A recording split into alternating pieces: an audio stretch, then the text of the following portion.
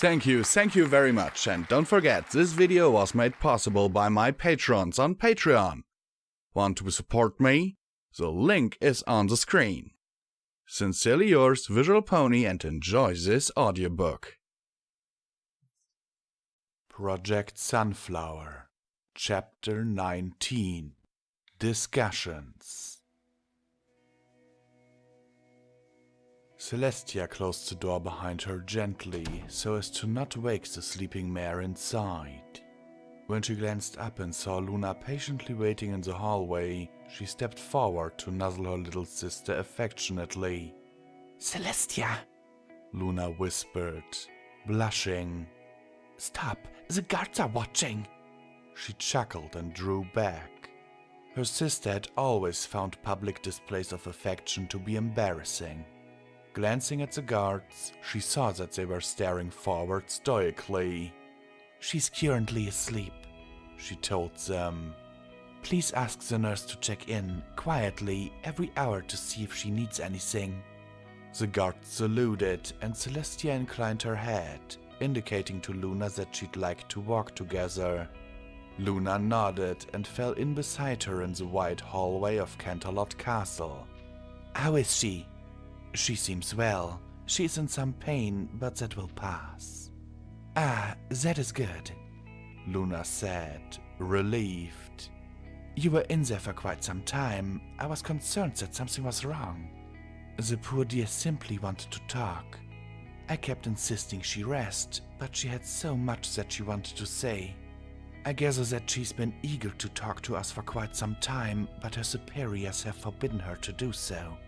"Indeed? So she is from another world then?" "Yes. Her actual name is Erin, and she's something called a human. They used technology to turn her into a pony and fabricate a cutie mark." "Such technology exists?" Luna asked, looking skeptical. "It's difficult to imagine such a thing. Even using magic, it would take considerable skill and effort to change a creature from one species to another. She says that it is true, and I have no reason to doubt her. Apparently, magic doesn't exist on her world, which they call Earth, oddly enough. They've had to excel in technology to compensate." "No magic?"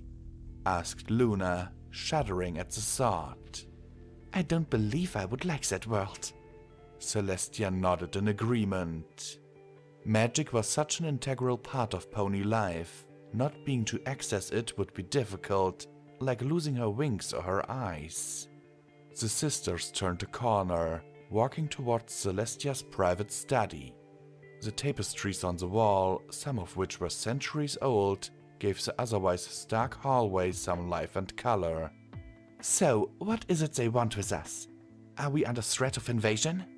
"No," Celestia replied. "And yes at the same time. Apparently their entire world is being taken over by some sort of plague they call the Black Tide. It destroys all life it contacts and is slowly consuming their world.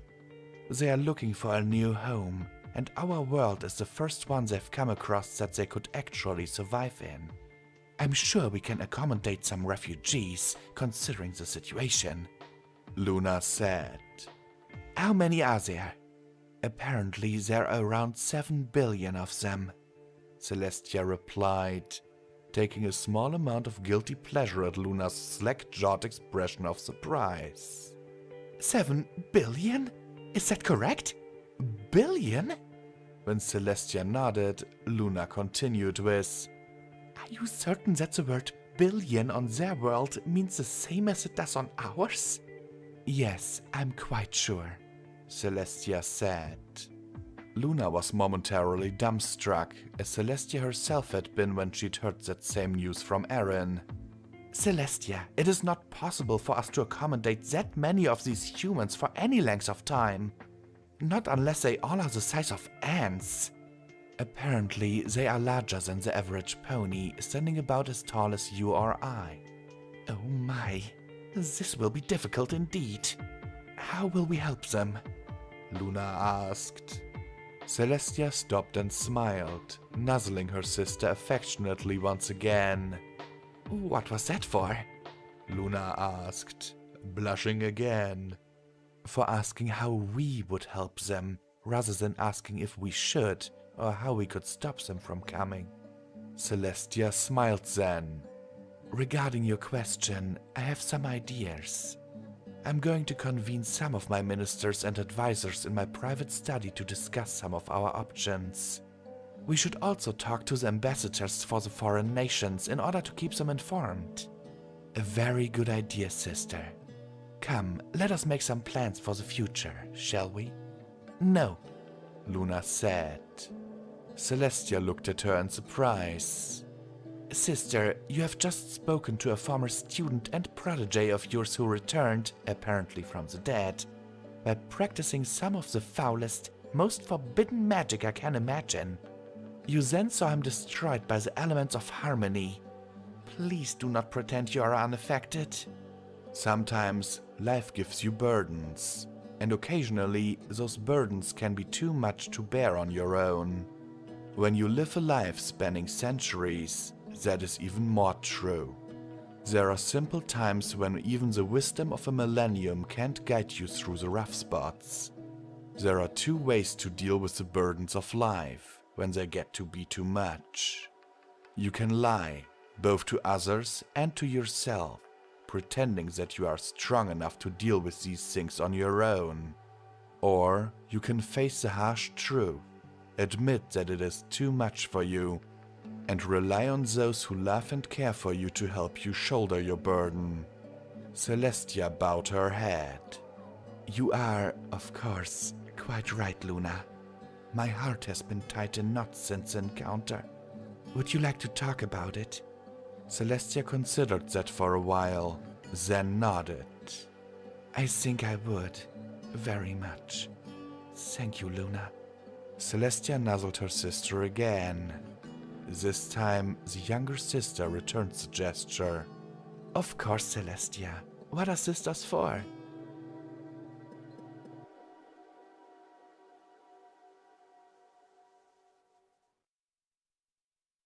The friends were sitting in the dining area of their private apartments, eating a quiet dinner. The chefs had gone all out, but Twilight had very little appetite, mostly just pushing the food around on her plate. She had quite a few things to think about, and the princess hadn't been willing to share any of the information that Sunflower had told her 2 days ago.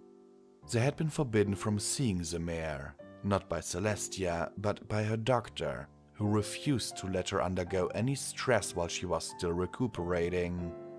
The wait was frustrating, and they were all dealing with it in their own ways.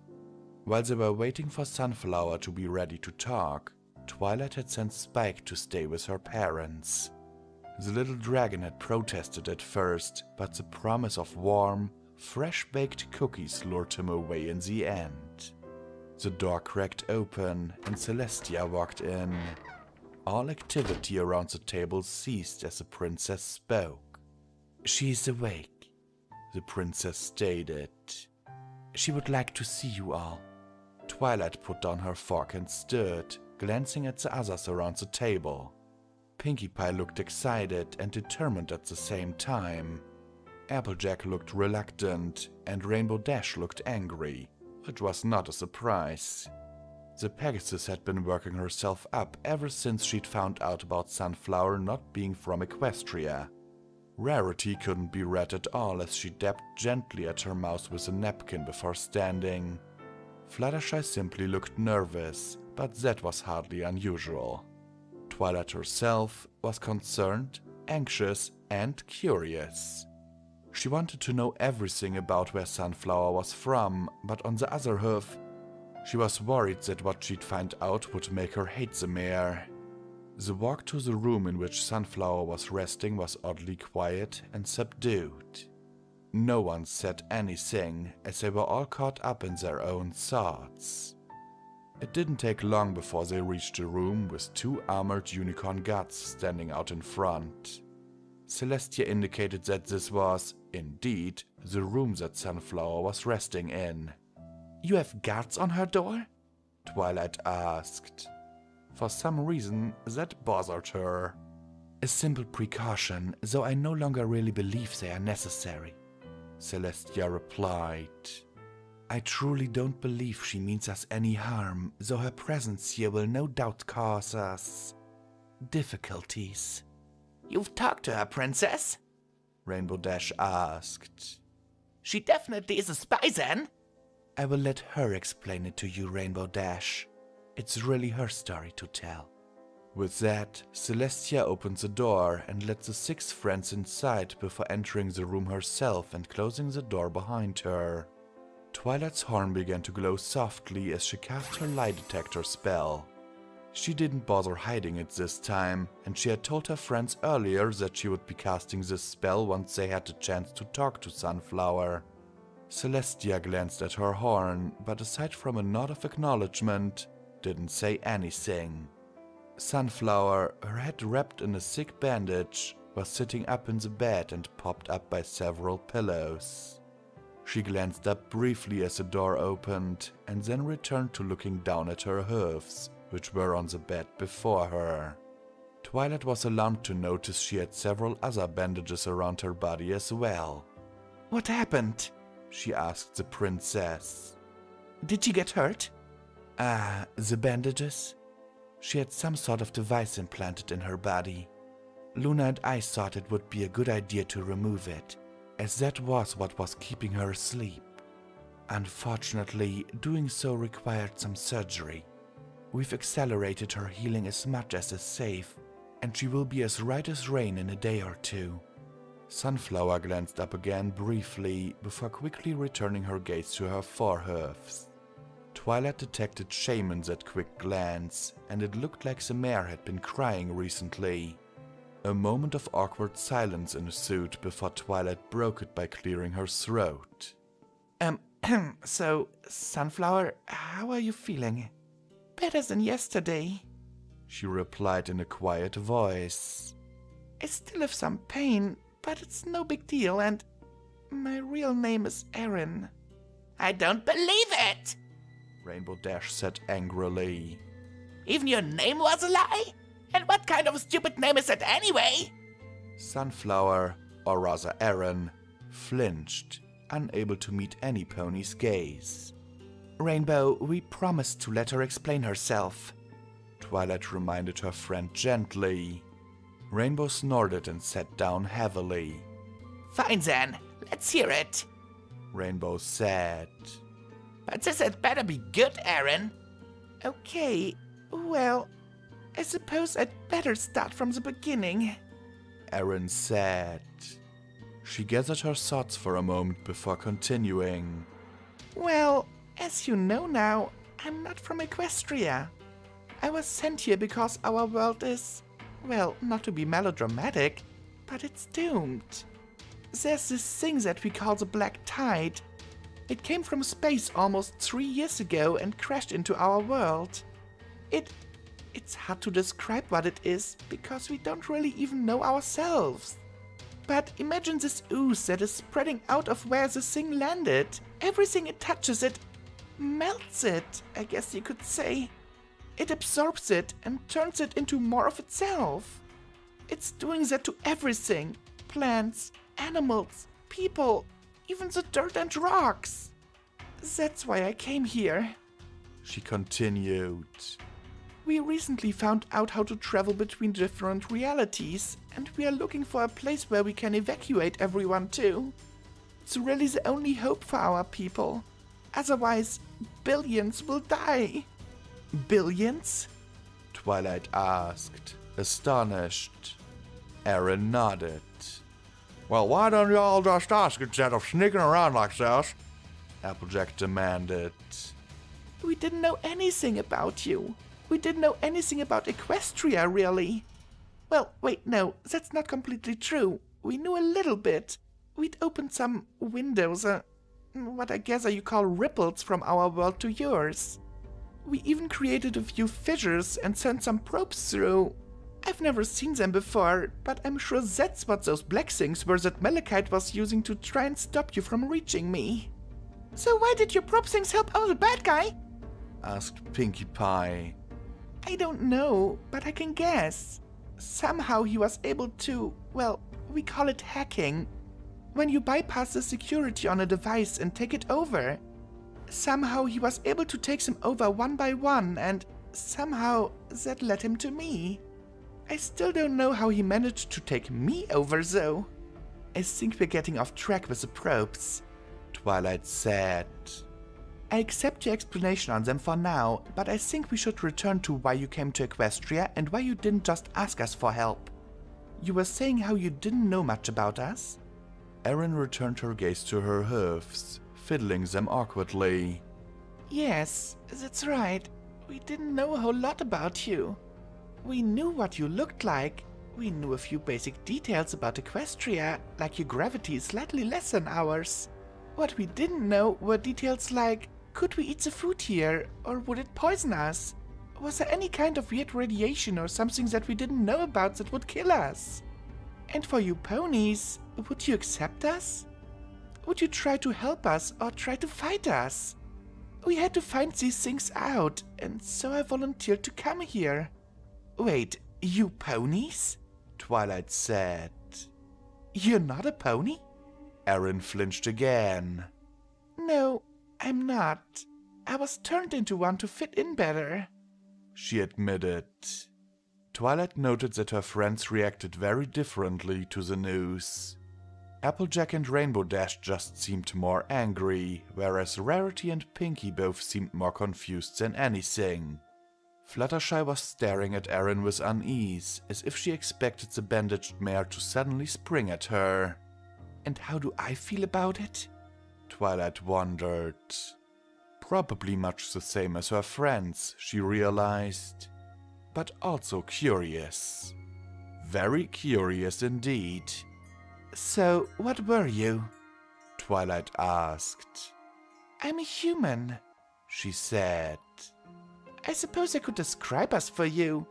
We call our world the Earth. We stand, I'd say the average is slightly shorter than Princess Celestia, if you include her horn. We stand on 2 legs, and we have arms with hands, kind of like Spike, though without the claws. We're mostly hairless, except for the tops of our heads and, a few other places. Unlike ponies, we wear clothes pretty much all the time. Since we don't have any magic on Earth, we had to get really good with science and engineering.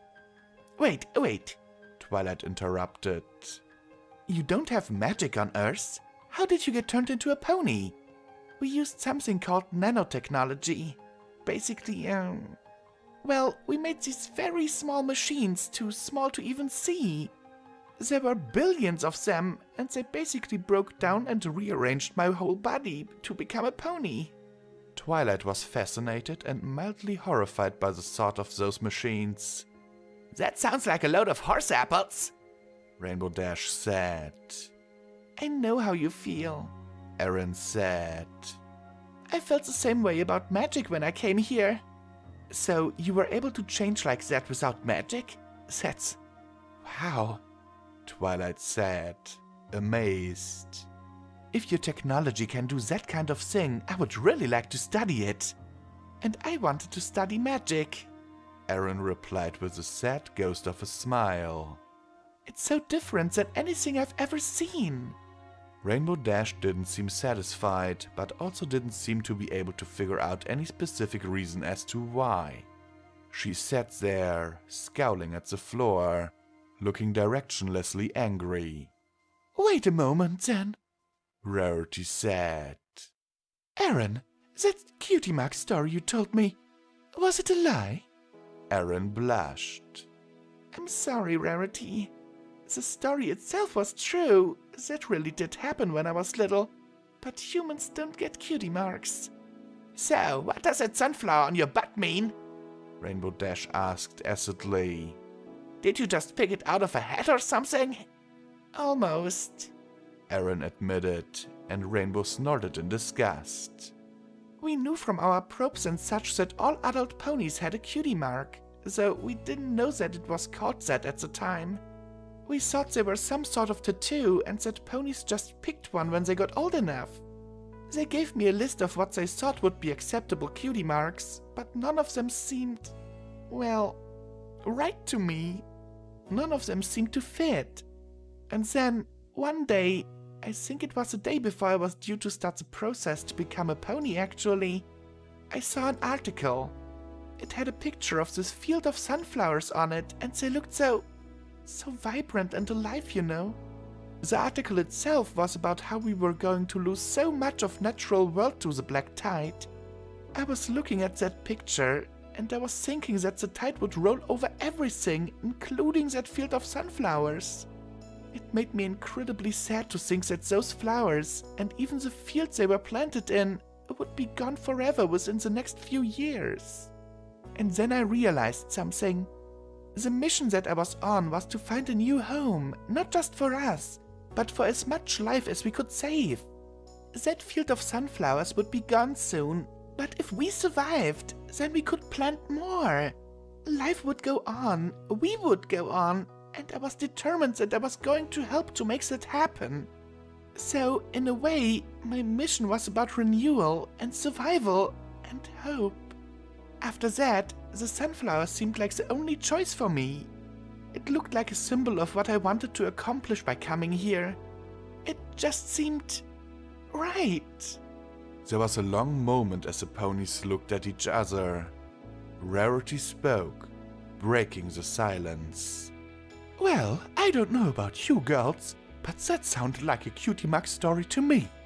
Indeed it does, Celestia agreed. How do you mean? Aaron asked, obviously confused. You struggled and then found a purpose and an identity for yourself, Celestia said. In the end, you reached an epiphany that helped you discover who you were and what you wanted to do, and then you received your Cutie Mark. The princess smiled and added, It's not exactly in the traditional way, but as Cutie Mark stories go, it's not bad. There was a moment of silence as they mulled that over. Twilight conceded that Celestia had a point. Aaron looked mildly pleased by Celestia's statement. So what now, then? Applejack asked. What's gonna happen next? Well, from what I understand, we're going to be sending some human ambassadors here within the next week or two to meet with the princess and come to some sort of diplomatic agreement. Oh man, what's going to happen with you, Aaron? Oh, I really hadn't thought that far. I mean, all the humans are coming over here, so I'll be staying too. I really like Ponyville. I've never loved living in any place as much as I've loved living there. She heaved a sigh and continued. But I suppose I've screwed everything up there. I don't expect any pony to trust me anymore, especially once I get turned back to a human. You aren't staying a pony? Pinkie Pie asked, surprised. Probably not, Pinkie, Aaron replied with a worried smile. I can't imagine what my mother would say if I did. Hold on, Rainbow said, scowling. No pony said that you humans could come here. What if we just told you no, tough luck? What then? We've been looking for months, and Equestria is the only world that we've found that has even the chance to support human life. Our world is ending. We have, at most, maybe another 3 years left before the whole thing is engulfed by the black tide. Unless they found another habitable world while I was here, then the answer is simple. Regardless of what you say, we're coming over. We don't have a choice. It's that or we all die. Besides, I don't think you would do that, Rainbow Dash. Oh, wanna bet? I don't think you could. Could you look a mother in the eye and tell her to take her children back to her doomed homeworld to die? Could you say that to 1,000,000 mothers? Of course not, Fluttershy said firmly. Rainbow Dash looked like she wanted to say something, but then just looked away, deep in thought. Into the awkward silence that followed, Pinkie Pie calmly stepped forward. That leaves one very important question, though, she said. Probably the most important one, and no pony has even asked it yet. Okay, Aaron said, visibly bracing herself.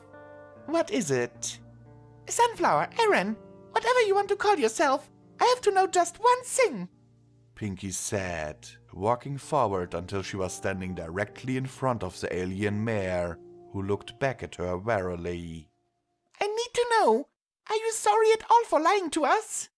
Erin flinched back in surprise, and then her face contorted as her composure shattered. Yes. She sobbed.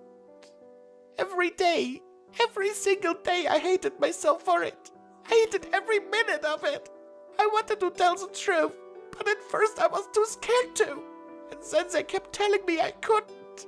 And I'd make up my mind every other day and I would tell you. I'd tell you all everything. And then they'd just end up talking me out of it. Erin was crying hard now, and Twilight started tearing up as well. She knew that Erin wasn't lying. Her spell told her that much. The other girls gave her a questioning look and she nodded. Erin was telling the truth. She was sorry. I'm so sorry. I'm so sorry. You deserve so much better than me. I didn't deserve your friendship. I'm sorry. Pinky reached out with a hoof and touched the sobbing mare gently on the shoulder. Erin looked up, her eyes red-rimmed from the tears, looking into the bright blue of Pinky's eyes. Pinky drew her into a tight hug, and Erin's eyes widened in surprise as she said, In that case, I can forgive you. Slowly, Erin reached her own hoofs up and hugged Pinky back, and then she started bawling again. Fluttershy, kind heart that she was already joining in on the hug and was crying herself. Rarity was dabbing at her eyes with a kerchief as she moved towards the three of them, placing a hoof on the crying mare's shoulder. Applejack had her head pulled down low to hide her eyes. Rainbow Dash was looking away, muttering about having something in her eyes. Applejack stood up suddenly and then hesitated, looking indecisive for a moment. Oh, shucks. Me too, I guess, she said, moving towards the bed. I'll forgive you, Erin. She didn't join in on the hug, but she did put a hoof on Erin's shoulder, opposite of Rarity. Twilight examined her own feelings and found that, in spite of everything, she didn't hold a grudge. Erin truly did have a good reason for lying, with her whole world at stake and not knowing if the ponies would help or not. And she obviously felt awful for the necessity. It was as if an iron band that had been constricting her heart suddenly released when she realized that she forgave the strange mare, and that she still considered her to be a friend. Smiling, crying, she moved to the bed and put a comforting hoof on the mare's leg. Rainbow Dash? She asked, looking back at the Pegasus. Rainbow scowled at the rest of them for a moment before heaving a heavy sigh. Fine, I forgive her, I guess, she said, grudgingly. But don't expect me to do a group hug when I'm still pretty mad, okay?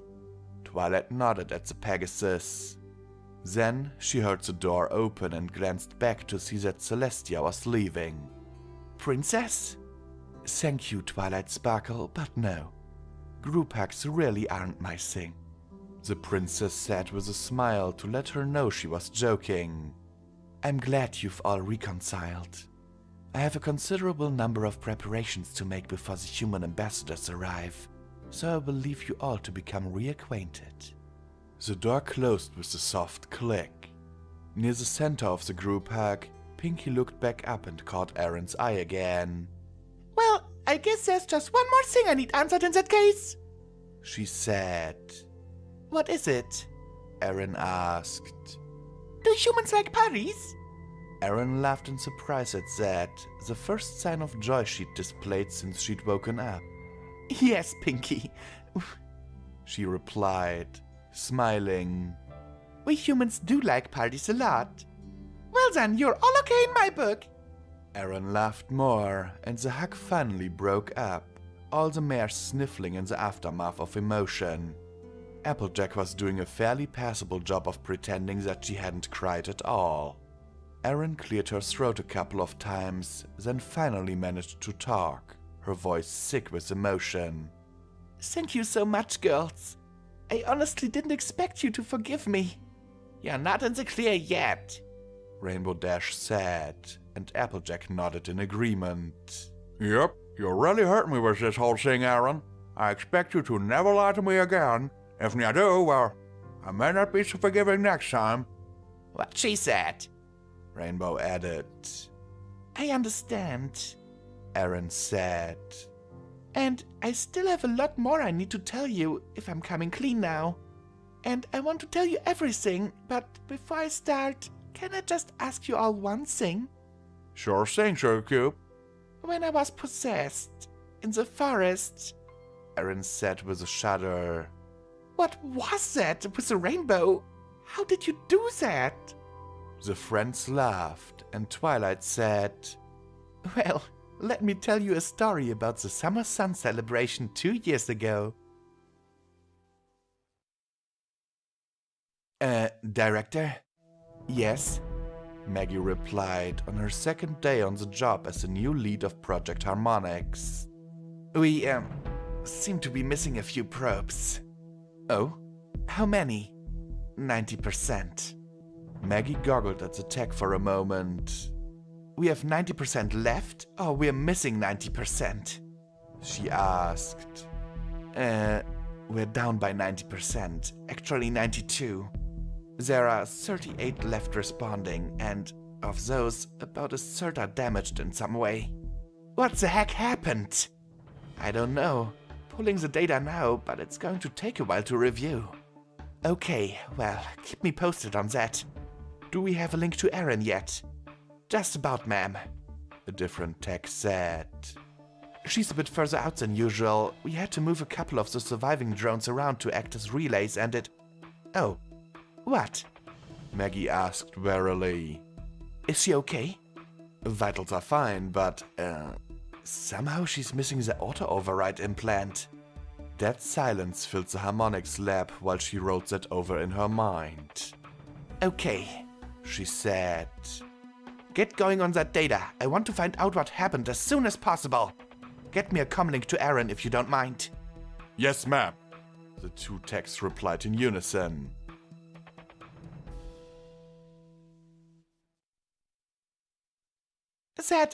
Wow, that's so cool, Aaron said, impressed. So, this Discord guy is a statue now? Yeah, he's in the gardens getting crapped on by a bunch of birds, Rainbow Dash said, laughing. Rainbow Dash? Rarity objected. That's vulgar. True, but that's what makes it hilarious. The friends were now sitting around the dinner table in the private apartments. Once they realized that they'd be talking for a while, with all they had to say, they decided to move somewhere more comfortable and also to finish their dinners. Aaron was more than happy to get out of bed, in spite of the soreness. The nurses had objected at first, but had finally relented after extracting a promise from her to avoid strenuous activity. Well, I think that's enough about Equestria for now, Twilight said to her. Why don't we find out more about Earth? I'd love to hear about your technology. Well, okay, Aaron said, slightly disappointed. This had been the first time she'd been able to ask questions without having to be careful to not be discovered, and she'd been relishing the experience. Well, first of all, we were about where you guys are now, technology-wise, about, I'd say about 150 years ago. We had steam power, electricity, that kind of thing. But as time went on, we found newer and better. She trailed off as she heard the soft click of an opened connection in her ears. Momentary terror froze her. The last time she'd heard that sound, the voice that came through was Malachite's. Dread filled her as she waited to hear what came through next. Sunflower, are you alright? Twilight asked, concerned. A moment later, a voice came over the line. Not Dr. Velchiak, but a voice she hadn't heard in nearly a month. Aaron, can you get away to talk? Dr. Maggie Hansen asked. I have some big news. Maggie? Aaron said, surprised. The other ponies in the room looked at each other in confusion. Who or what is Maggie, Sugar Cube? Applejack asked. Aaron, maybe you'd better excuse yourself? Maggie suggested. Aaron shook her head. No, She said. they already know I'm not a pony. They may as well know the rest too. She saw that the 6 of them were now looking at her with confusion and mild concern. Aaron decided that she'd better explain quickly. I was meaning to tell you, She desperately told the ponies in the room. but I hadn't gotten around to it yet. I have all sorts of implants in my body that are intended to measure and analyze things here in Equestria. One of the implants I have in my ears, mostly so that the people back on Earth can talk to me using, well, a wireless signal, which I will explain later. When a ripple happens between our worlds, we can actually force a fissure into being. Sometimes they're big enough for, well, for me to walk through. Sometimes they're only big enough to get a small signal through, like right now. They're talking to you now, aren't they? Twilight asked, excited. Aaron? Maggie said, sounding nervous. Sorry, Maggie, I already promised to tell them everything. Yes, Twilight, they are connected right now. I can hear them, and they can hear everything I can hear and see everything I can see. The humans can see and hear us? Fluttershy whispered, eyes wide. Yes, Fluttershy, sorry. Fluttershy eeped and bolted for the door. Aaron watched her go, feeling sad.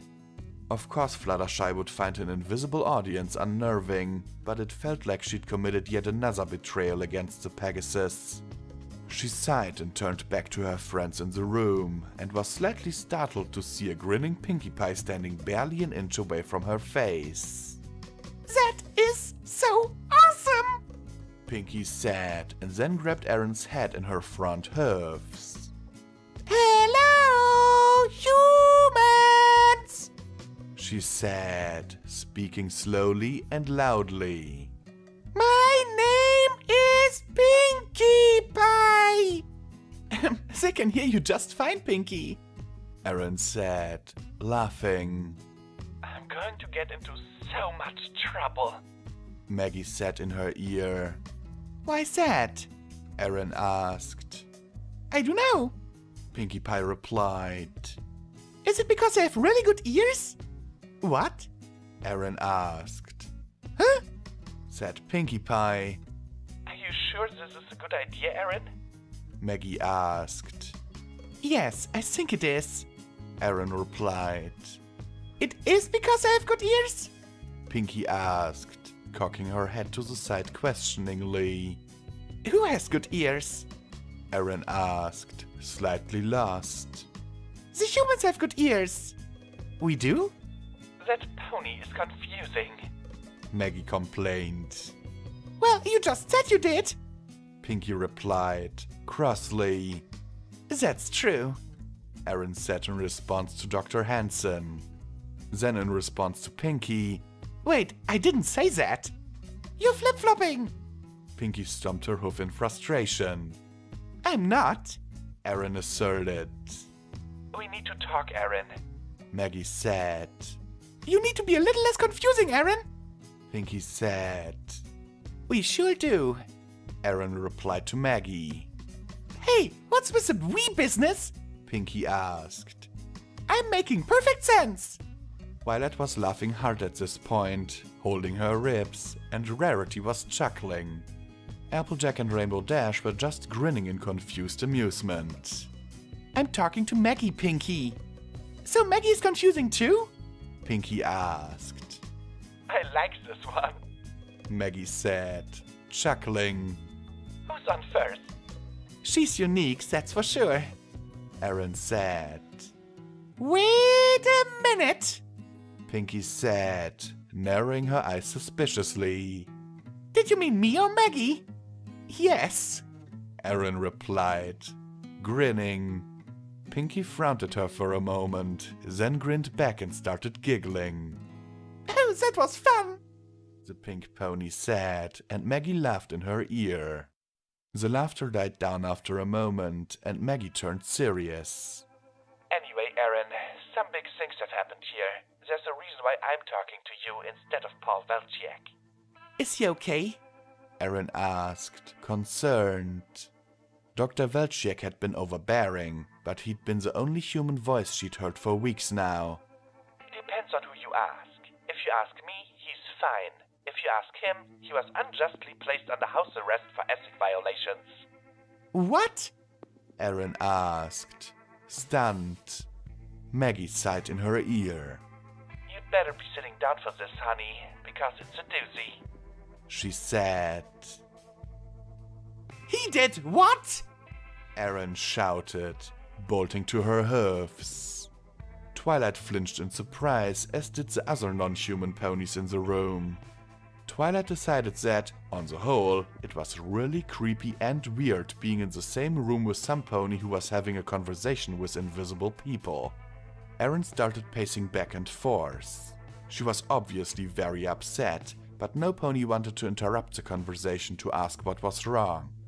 Twilight herself was sure that Aaron would tell them once the conversation was done. Did you know this was going on? Aaron asked, angrily. The 5 friends exchanged worried glances. There was a lengthy pause while Aaron listened to the voice in her head, after which she said, Wait, Dr. Edwards? We're talking about the same guy? Another pause, after which she said, Well, I'm grateful for that. Please thank him for me. More listening for a short while, and then, Okay, Maggie. No, I think I should just talk to the princess myself. Well, that's not really fair to them, is it? No, absolutely not. I already said I would. Yes, I'll do that. Okay, you too, Maggie. I'll talk to you later, and thanks for telling me. Aaron slumped down by the table, seemingly exhausted. She rested her chin on the dark wood and stared off into space. You okay, Sugar Cube? AJ asked her. Not really, Applejack. I just found out that one of my implants included a bunch of drugs that Dr. Velchiak, the man who was running things, used to try and manipulate me. Whenever I got too stubborn, he'd inject me, and suddenly I'd end up doing what he wanted. I feel like I'm going to throw up. That's horrible, Rarity said, eyes wide. Why would he do that? Because I wanted to tell you about humans, Aaron said. Wait, what? Rainbow Dash sat up, looking shocked. Then her eyes narrowed. Are you telling me that the reason you didn't tell us about humans weeks ago is because some stupid human was making it so you couldn't? Apparently, and I was stupid enough to trust him, Aaron said, throwing her forearm over her eyes and sighing. Okay, now I really do forgive you, Aaron, Rainbow said, practically vibrating with indignation. If you want to bug that guy, I'll hold him down for you. Aaron laughed weakly. Thank you, Rainbow, but that's not even the worst of it. I found out what the implants the princesses removed from me did. What was it? It gave them full control of my body, like they could move me around like a puppet if they wanted to. Aaron said bitterly. Twilight felt horrified. These were the creatures they were planning on inviting to Equestria? That ain't right. Applejack said, sounding upset. That ain't right at all. Well, the way it was supposed to work, it shouldn't have been able to take over if I was awake. It was supposed to be in case I was knocked out, sick, or drugged or something like that. That way, they could get my body back through a fissure and hopefully save my life. But Velchiak decided to modify the programming on it, the way the thing worked, that is, so that he could just control me however he wanted. That's why I passed out in the forest. He'd set it to put me in a coma the moment I tried to tell any pony what was really going on. Well, he's off the guest list, Pinky said, looking shocked. Lucky for me, Maggie found out about it and lodged an ethics complaint. As soon as everyone else found out, he was removed from his position and placed under arrest, and she was put in charge. So, that's good, I guess. Aaron idly drew a circle on the table with a hoof tip, then said, I wonder if the princesses would be willing to take the rest of these implants out of me. I should ask them. I don't want them anymore. Aaron? Twilight said hesitantly. Do you think that's how Malachite managed to possess you? Almost definitely, she replied dully. He was talking to me through my implants, just like the humans do. If he could do that, then it makes sense that he could have taken over the override. Are you going to be okay? Rainbow asked, looking concerned. I don't know, Aaron said with a weak smile. Probably. I just need time to process this. A few moments passed, and then Pinky said, Well, pooh! This sure put a damper on things. Sorry, Pinky. Not your fault, Aaron. Maybe this just means it's time for bed. Aaron said with a sigh while standing. I'm kind of tired anyway. Well, that ain't a bad idea. It's pretty late after all, Applejack said. Well, Spike planning on staying at your mom's house again tonight, why? Yes, Twilight said, trying to quash her frustration at not being able to ask Aaron more questions about Earth. She loves doting on him, and he loves being doted on. She smiled fondly. Spike was such an endearing little guy. As much as she relied on him, it was sometimes easy to forget that he was still a baby. I'll walk you to your room, Aaron, Applejack said. Rainbow Dash quickly asserted that she was going also, as did Pinkie Pie. Rarity demurred, citing a need for beauty sleep. She bid Aaron a sincere farewell with an accompanying hug. If you ever feel the need to talk, darling, my door is always open to you. Thank you, Rarity, Aaron replied. Rarity left for her suit, leaving just the 5 of them. You coming too, Twa? Applejack asked. No, Twilight said after a moment of deliberation. I think I should find the princess and let her know how things went tonight. Then she smiled at Aaron, saying, And my door is open as well, Aaron. If you ever feel the need to talk, let me know, okay? You got it, and thank you, Twilight. It's not a problem, Aaron, but remember, you still owe me some answers on what Earth is like. Twilight smiled to let her know that she meant it only partially serious. Aaron smiled back. I owe all of you a lot more than just some answers, she said. Twilight gave her a quick hug and then left to go find Princess Celestia.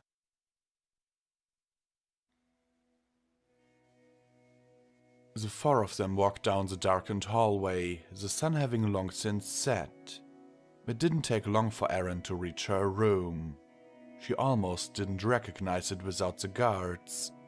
Many of the doorways in this corridor looked very much the same. Tentatively, she opened the door and looked inside, smiling with relief when she recognized the interior. Well, this is it, she said to the others. Thanks for walking me back. Ain't no problem at all, Aaron, AJ said and gave her a quick hug. Yeah, Rainbow Dash said, adding, And remember, I'll help you clobber that. Whatever guy, whatever his name is if you want. And remember, we're all here to talk if you need us. Pinky put in. Thank you, I really appreciate it. And there's so much more for us to talk about. You deserve to know everything. I trust ya, Applejack said, smiling. Tomorrow's on. Tomorrow, Aaron agreed. They said their goodbyes and there were a couple more hugs.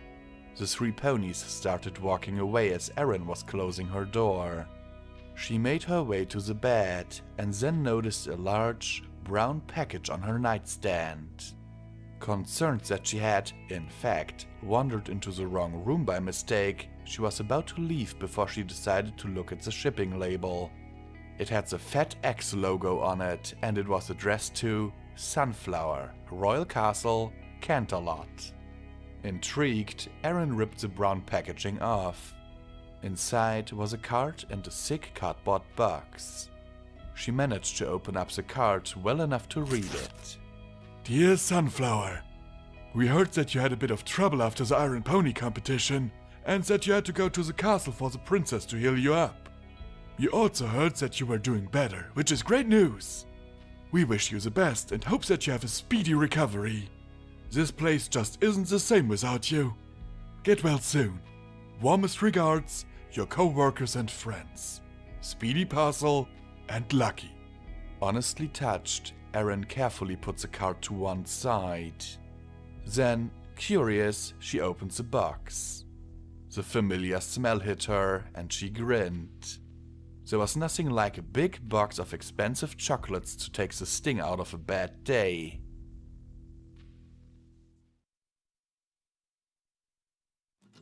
Okay everyone, comment time again, and as always I will remind you that you can support me via my Patreon.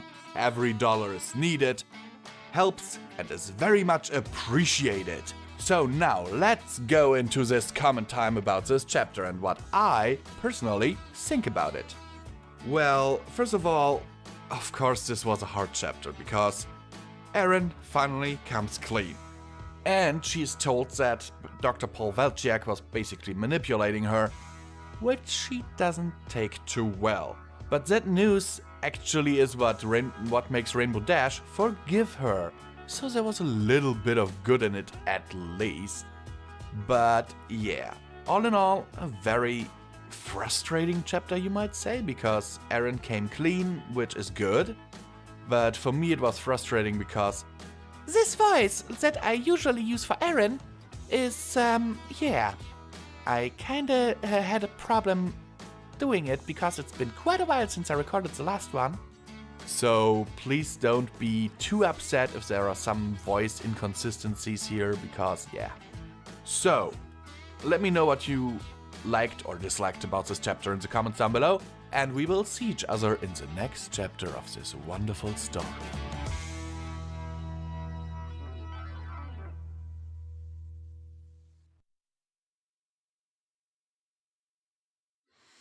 Credits. You have been listening to Project Sunflower.